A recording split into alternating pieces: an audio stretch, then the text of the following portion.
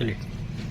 इस वक्त झारखंड इलेक्शन पर सबकी निगाह है और जाहिर सी बात है कि इस इलेक्शन में माइनॉरिटी वोट एक अहम रोल अदा करती है।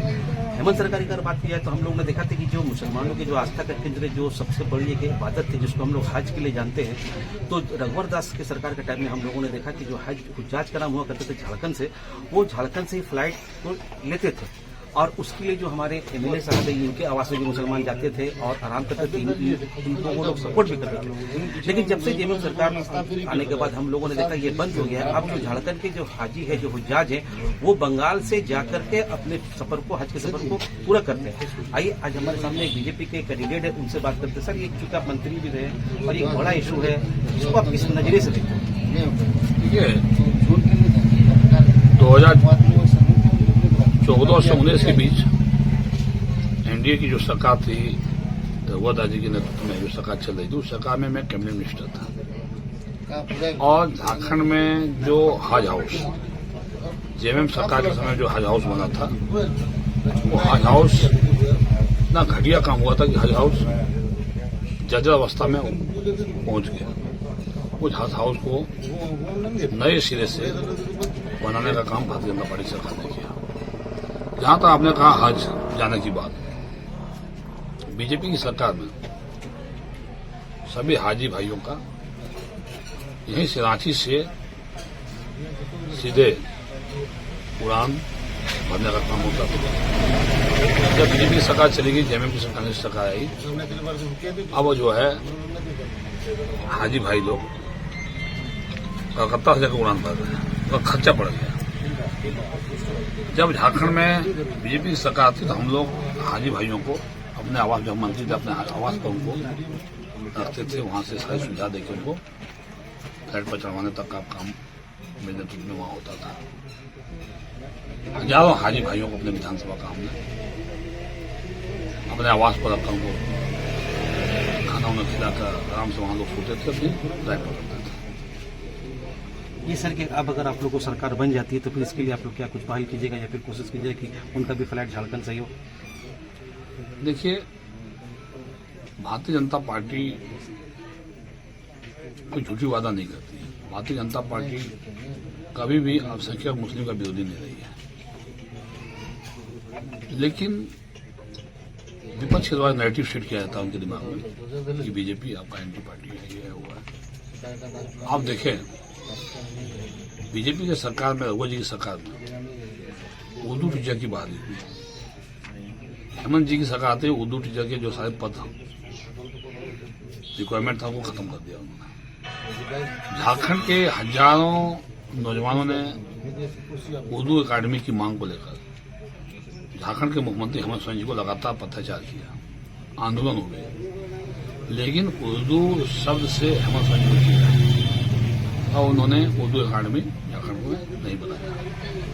ये भी अकादमी भारतीय जनता पार्टी सरकार आने वाली बनेगी। अल्पसंख्यक वित्त निगम, अल्पसंख्यक आयोग, इससे सारे पद का सृजन, अल्पसंख्यक मंत्रालय भारत सरकार में, ये सारे पद की सृजन अटल बिहारी वाजपेयी जी के समय में बीजेपी सरकार ने किया। आज झारखंड में अल्पसंख्यक आयोग, अल्पसंख्यक वित्त निगम, उर्दू अकादमी, खासकर जो आयोग बने, आयोग में जो लोग चेयरमैन बने हैं, उनको कोई पावर नहीं दिया गया। हज कमेटी जो है, हज कमेटी जो चेयरमैन बने हैं या उनके जो भी साथी सदस्य, वो कोई पावर नहीं है। झुंझुना पकड़ा दिया, लालपति गाड़ी दे दिया, सॉरी वीपी गाड़ी दे दिया, गोली गाड़ी दे दिया, बस कुछ नहीं है। ये सारी चीज भारतीय जनता पार्टी की सरकार ने बस सुधरेगी। भारतीय जनता पार्टी कभी भी गलत बात नहीं करती है। इस देश के पसंदीदा मुसलमान, जिसकी आबादी मुसलमानों में 90% है, वो पसंदीदा मुसलमानों की चिंता अगर किसी ने किया है पहली बार आजादी के बाद, कोई प्रधानमंत्री मोदी जी है। लाल किले के मैदान से उन्होंने पसंदीदा मुसलमानों के लिए क्या क्या जो इनाम चलाएंगे, किसी का जीवन स्तर में सुधार हो, पसंदीदा मुसलमान भी मुख्य धारा में आगे बढ़ सके, इन सारे विषयों पर खुलकर मोदी जी ने कहा और भारत सरकार कर रही है। जहां तक झारखंड में जब बीजेपी की सरकार थी रोज जेएमएम वाले बोलते थे मॉब लिंचिंग हो रहा है, लेकिन सबसे ज्यादा मॉब लिंचिंग की घटना जेएमएम सरकार में हुआ और निर्दोष लोगों को इस सरकार में मारा गया पुलिस के गोलियों से।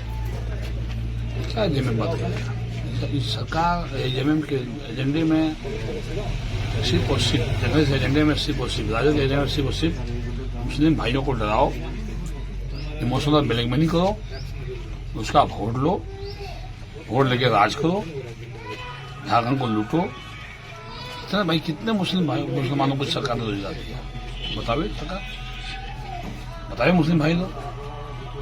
आज राज्य में कौमी तंजीम जो अपने मुसलमान का एक बड़ी प्लेटफॉर्म है अपनी आवाज उठाने का, मैं तो लगातार उसकी बैठकों को मैं सुनते रहता हूँ।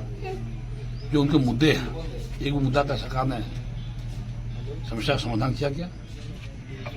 तो ये अल्पसंख्यक मंत्री यहाँ बना दिया, आदरणीय हाफिजुल जी अल्पसंख्यक मंत्री बना दिया। फंड क्या दिया उनको?